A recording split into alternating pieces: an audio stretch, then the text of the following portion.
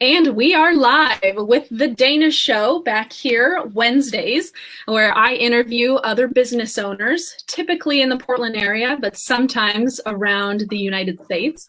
And today we have Theophan McKenzie on the show. Thanks for being here, Theophan. Yeah, thanks for having me, Dana.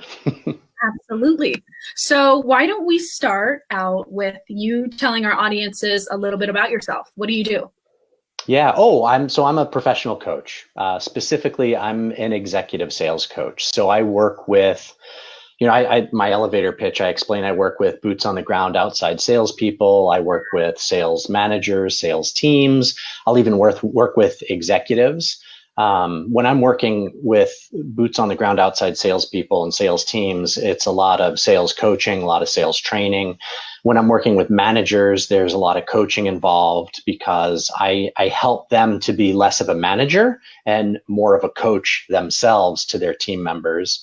And when I'm working with executives, I'll help them with defining compensation structures, hiring salespeople, working on sales playbooks, and things of that nature. So there's a lot that I do. I'll work one-on-one with boots on the ground outside salespeople, and I'll even work with executives on back-end administrative type stuff.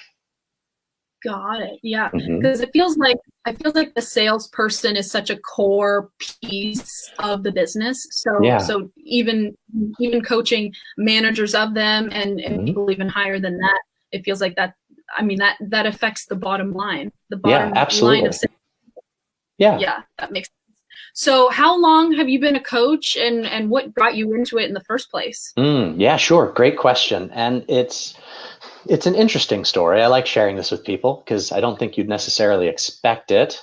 Oh, so first of all, I've worked in sales for over 20 years. My very first sales job, I was an account executive for a collection agency in Anchorage, Alaska. And when I was working for them, I was trained on a very non-traditional approach to selling. And because of that, I've always been really successful as a salesperson. It's never been about features and benefits selling. It's never about overcoming stalls and objections. It's more about having good conversations, building relationships. And if there's not a fit, that's okay. I walk away. If there is a fit, then they onboard with us and we keep them around for a really long time, because of that relationship. So over 20 years in sales, my very last sales job, I worked for an online college as an admissions advisor. So I was an inside salesperson, and it's one of these online colleges where they're trying to get people that are kind of like topped off in their career that need a degree to be able to move up. So it's perfect for adult learners and people that are just kind of stuck that just need a degree. But I was selling people into 13-month, $25,000 degree programs. Wow. So you could go from nothing to an associate's in 13 months and an associate's to a bachelor's in 13 months. They even had a couple master's degrees, 10 months and another 25 or so K. And boom, you've got a master's degree in about 3 years. So that's feels really cheap for 1 year, like a 1 year program, a 13-month program. Yeah, well, 13 months, so it's accelerated, and it's $25,000, a lot of money. So that was my last sales job. I was working as an inside salesperson, and I was so good at what I did there that sometimes students would call in before their classes were going to start, and they wanted to cancel, and they actually had me on something called the SWAT team. So when a student would call in from another admissions advisor saying they were thinking about canceling, they'd be like, "Oh, Theophan, where's Theophan? Get Theophan over here." And I would get on the phone with the student and talk to them, about, well, why did you want to come to school in the first place, and kind of get them back into being excited about starting school and what that's going to look like. And I would technically save students. So that was really fun too. But I'm going to answer your question, I promise. After I was working with them for a while, they got into the school got into a little bit of trouble with their accreditation. I don't know the specifics, but they were on a warning status for 6 months, and they didn't resolve the problems. So then they went from warning to probation status, and they were a regionally accredited school. They're still around. I won't say who, but so they went from warning status to probation status, and they had 6 months to resolve the problems. So another 6 months. And if they didn't solve the problems, they were going to lose their accreditation. Okay, so they have 6 months to fix the problems, and I'm selling people into a 13-month, $25,000 degree program. Oh, As you can imagine, I was having a bit of a moral and ethical dilemma, right? Especially because the way I was trained was, if you don't have a product or a service that actually fits the need of the prospective client, you as the salesperson say no and walk away. And so here I am, I'm like, I can't help anybody with this because we may very well not be accredited 6 months from now. So I needed to find something else. Now, at the same time, I happened to be reading an article. I can't remember what the publication was, but it was top 10 jobs that you could make over $100,000 a year without a degree. Now, I have a degree, but I'm reading through these different, because I'm looking for a job, and I'm like, well, this is kind of cool. What are these? And one of them stood out, life coach. And I was like, what is this life coach thing? So I decided to start checking it out. Locally, there's an organization called the Northwest Coaches Association. And I went to visit them and meet some of those folks. And I found out about something called Coach University, which was founded by a guy named Thomas Leonard, who's considered by some to be the grandfather of professional coaching. And I checked out this coaching university website. And at the time, this is back in, by the way, 2004, it was wide open. So they had all these coaching forms, these coaching programs, and all this information. I just downloaded all of it, including the Coach series, audio series by Thomas Leonard, where you can hear him coaching coaches while they're in session with clients. So I just got interested in this. I just started downloading all this information, went to the Northwest Coaches Association, met a bunch of people that were calling themselves coaches. This is like my first exposure to it. And I remember that night when I was at the Northwest Coaches Association meeting, there were about 40 coaches there. And I remember looking around the room and I was thinking, and I'd already done a bunch of research, and I just thought to myself, I could do this. So no formal coach training. Coach training schools were still kind of new back then, but I downloaded all this information, studied all this information. And now, over time, I've studied neurolinguistic programming, positive psychology, solution-focused coaching, and all these other different modalities and ways to work with people, cognitive behavioral therapy, et cetera. And so anyway, way back then, I was like, I could do this. So then I decided, based on my research, I need some practice clients, or what sometimes we call guinea pigs.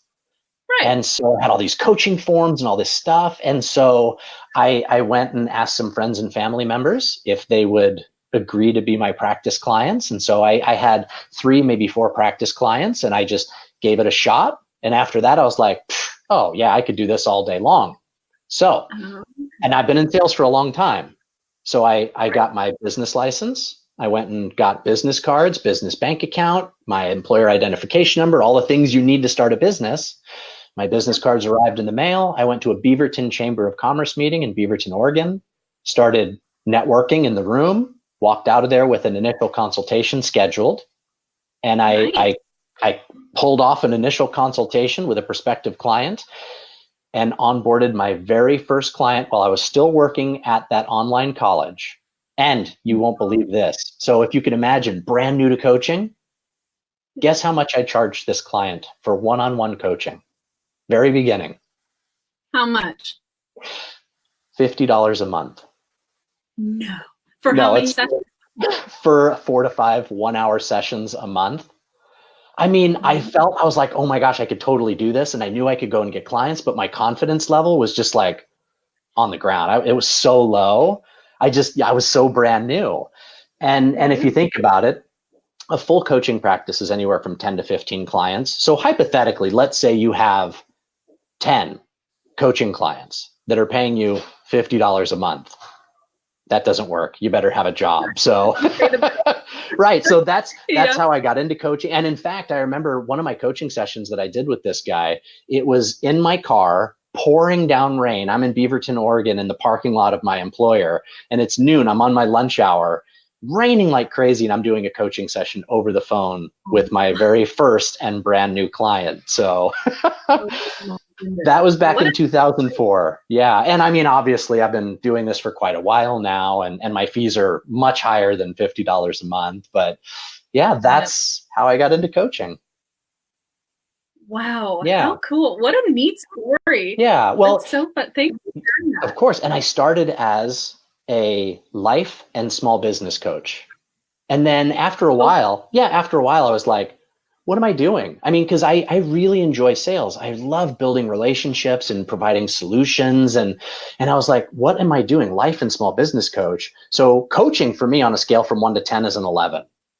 Sales on a 1 to 10 is like a 9. I mean, I really do enjoy it. And I was like, what am I doing? I'm not just a life and business coach. I'm an executive sales coach. And so that's how that came to be. And how long ago was that you kind of niched yourself even farther into the sales? Years. It's been years. I don't remember exactly when, but I started in 2004. So 15 years now I've been working as a professional coach, and this is all I do.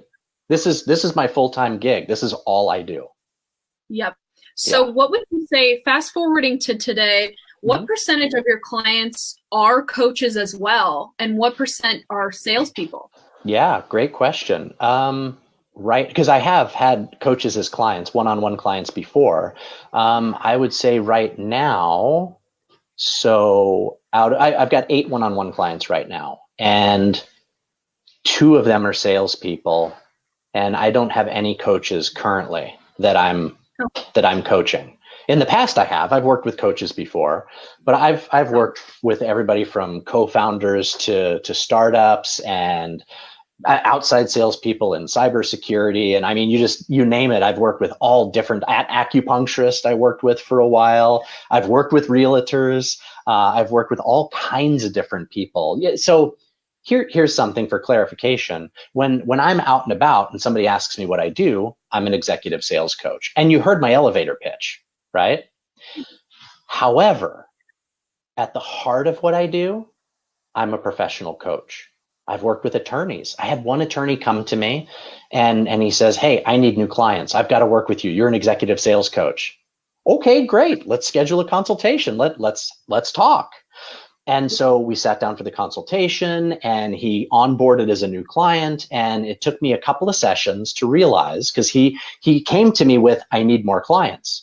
What it actually turned out to be is he has plenty of client work, a stack of client folders on his desk at his office, but he wasn't getting the work done. And the reason is because he had challenges around anxiety. He was fearful, because he was in wills and estates and trusts. He was fearful that the judge, the magistrate at the end of a case, when he gets paid, when he submitted his accounting statement, that the magistrate would kick back his accounting statement and be like, you can't charge this. This is too expensive. This is too much.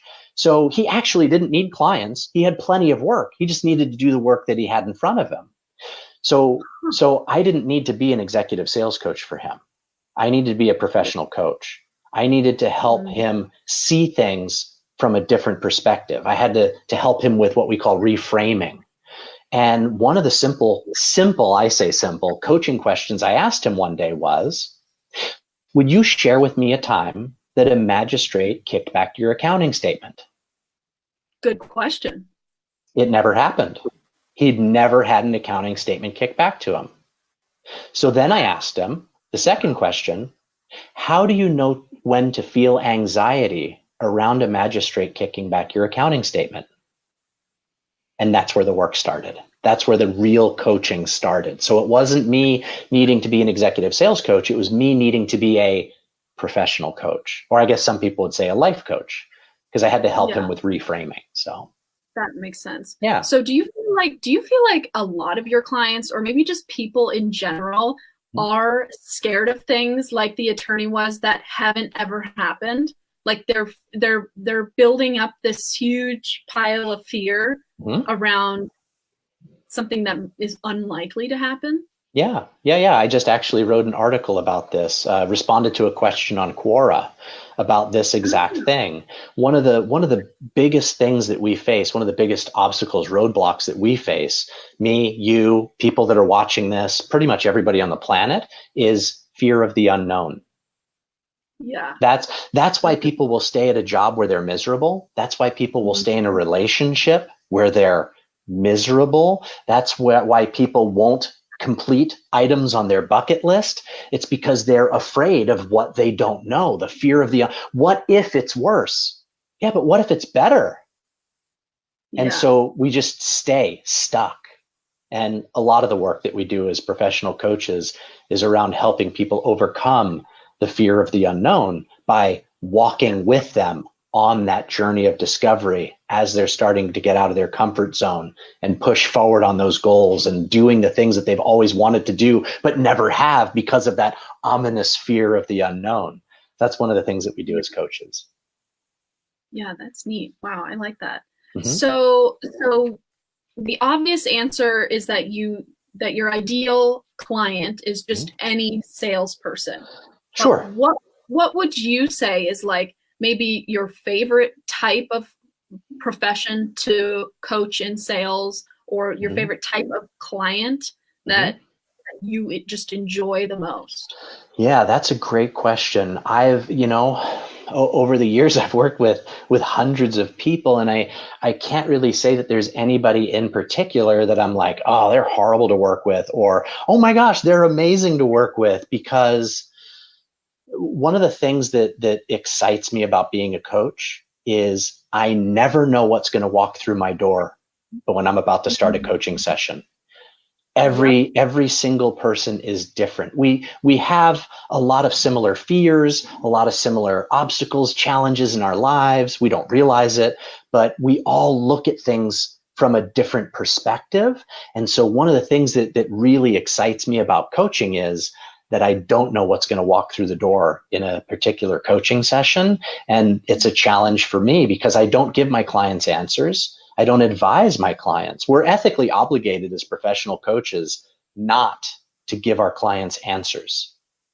We believe that everybody already knows what it is that they want, and they have the ability, they have the resources within them to do whatever it is that they want to do. So as coaches, we draw that out of them, and through asking curious questions and practicing active listening, we help them to begin moving forward, building momentum. And then once they start facing that fear of the unknown, we walk with them on that path. I guess the answer to the question would be people that are ready, they recognize and they're ready for change. People that are coachable, that are open to being coached, that are open to being open and sharing and getting help from a professional coach. The folks that are coachable, those are my favorite clients.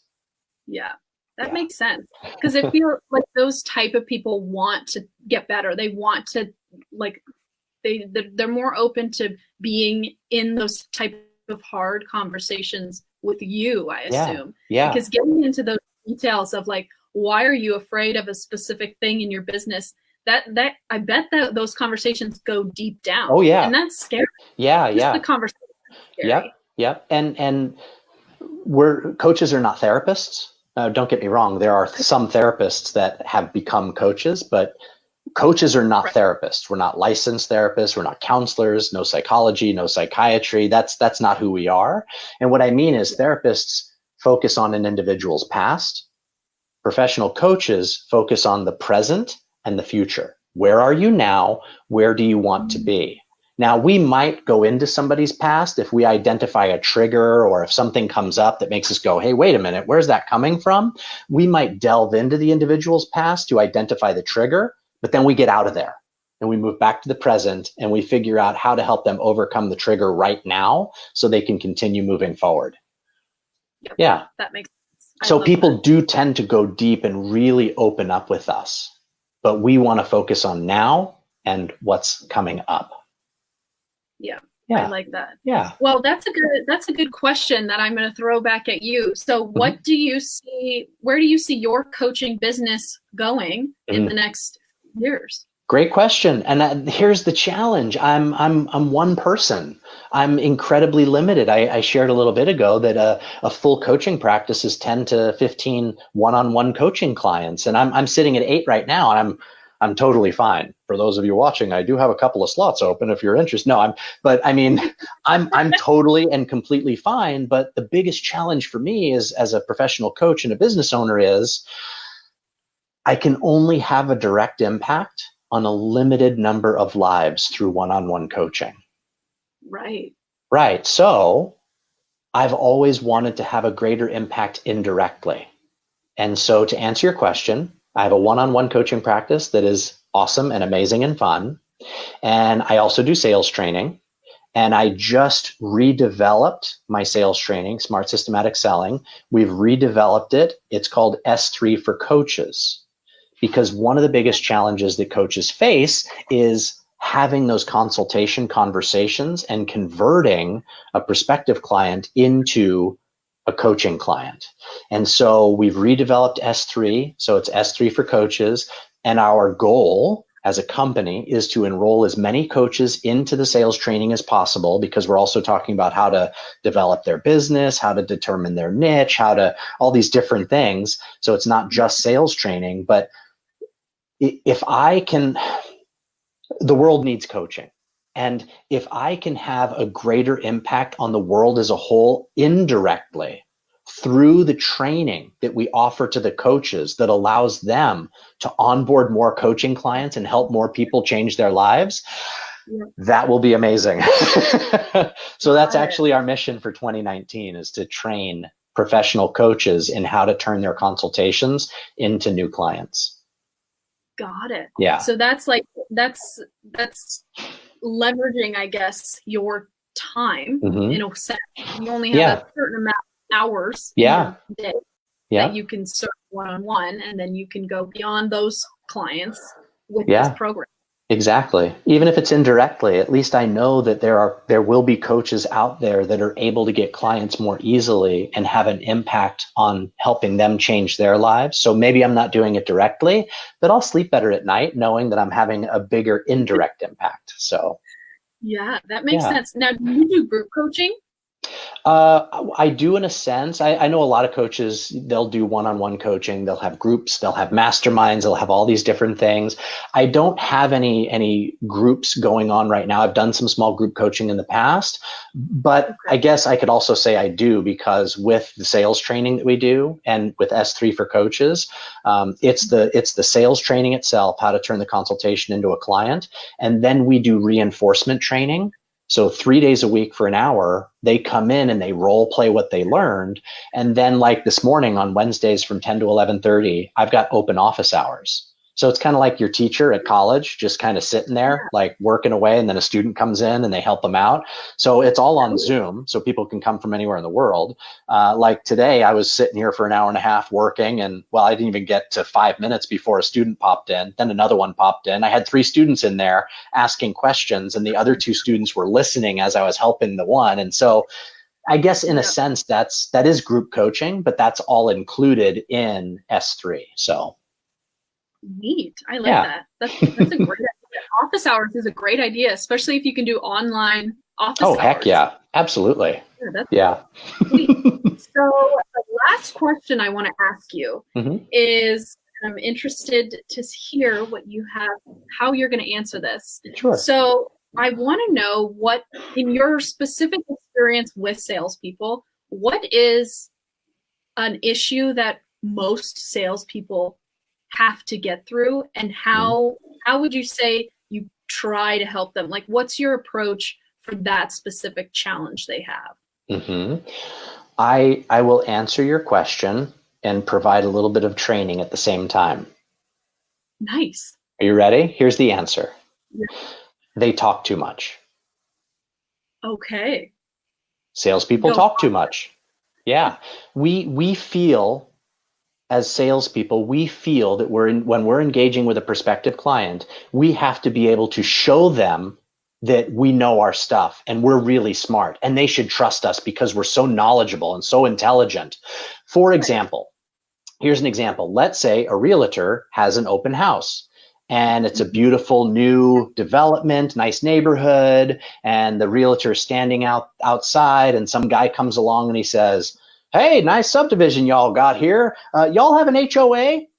And the realtor, she goes, oh gosh, yes, sir. Of course we have a homeowners association. We want to make sure that all the lawns are trimmed. We want to make sure that no houses are painted in a wacky way. Everything in the neighborhood is taken care of. We got no riffraff in here. Yes, sir. HOA. And it's included in your monthly mortgage. So you won't even notice it. And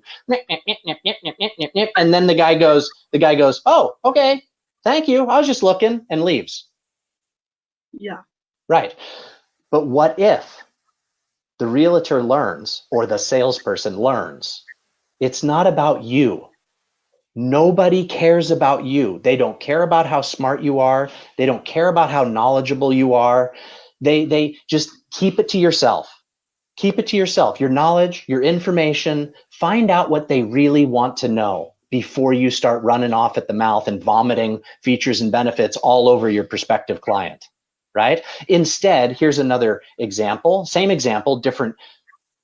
There's the realtor outside, beautiful new subdivision. This guy comes along. Hey, nice subdivision y'all got here. Hey, y'all have an HOA here? And the realtor says, well, hi, sir. Yeah, thank you. It is a beautiful development. And that's a really great question. You know, I know a lot of neighborhoods have homeowners associations, but I feel like you asked that for a reason. Now find out why he really wants to know. Yep. And he'll start blabbering about how he's looking to buy a house. Of course he will. Of course he will. I treat it like, do you remember the game Hot Potato? Yeah. Yeah, you get it and you're like, whoa, got to get rid of it, right? Yeah. Same thing, salespeople. Same thing. When a prospective client asks you a question, do something that we call reversing. When they ask you a question, if the answer to that question could negatively impact your ability to close the sale, you reverse them. Is there an HOA here? Well, you know, that's a really great question. A lot of communities have homeowners associations. I feel like you asked that for a reason. Or, well, so how much do you guys charge for that product? Oh, well, hey, great question. You know, I got to be honest, our pricing is all over the place. Do you mind if I ask you a couple other questions first so I can get a feel for exactly what it would cost you? Right? Very simple. But what it really comes down to is salespeople, stop talking. It's not about you. It's about the person that you're talking to. Mm-hmm. Now, why would it be a bad idea to just come out with the answer? Well, instead of making it a long-winded answer. Mm-hmm. Well, like in the case of the homeowners association, what if the guy has a boat that he wants to park in his yard or in his driveway? And he's just assuming if there's a homeowners association in his mind, oh, well, if that's the case, I can't have the house on my drive, or I can't have the boat in my driveway. He's making an assumption. He's like, okay, well, I'm out of here. But if the realtor uses the reverse, well, that's a great question, sir. Why do you ask? Oh, because I got a boat and I was wanting to park it in my driveway, but I know sometimes homeowners associations don't allow that. Well, now you can answer the question from now what you know. And if the case is, sorry, no boats, well, still you're going to lose them. But if boats are allowed, you have a potential client. So if they ask you a question that could potentially cause you to lose that sale, ask them a new question, reverse them and find it. And it's not like you're being deceptive or manipulative. You're just trying to find out what they're really asking. Clarify a vague question. Yeah. So salespeople, they talk too much. Well, on that note, we'll stop talking. Yeah, I know. Listen to me over here, right? No. This show has been super. Yeah, I love hearing about the coaching part, but the sales coaching specifically, because I feel like you can tell that you've been doing this for a long time. So thank you, Theophan, again for agreeing to be on my show. Yeah, thanks for having me. We've had some people pop in here in the comments, which is great to see everyone. And if you're watching the replay, you can still comment, and Theophan and I will get back to you in the comments. But Theophan, thank you again for being on the show. Thank you, and everyone else, thanks for watching, and tune in to next week on Wednesdays to The Dana Show. See you soon.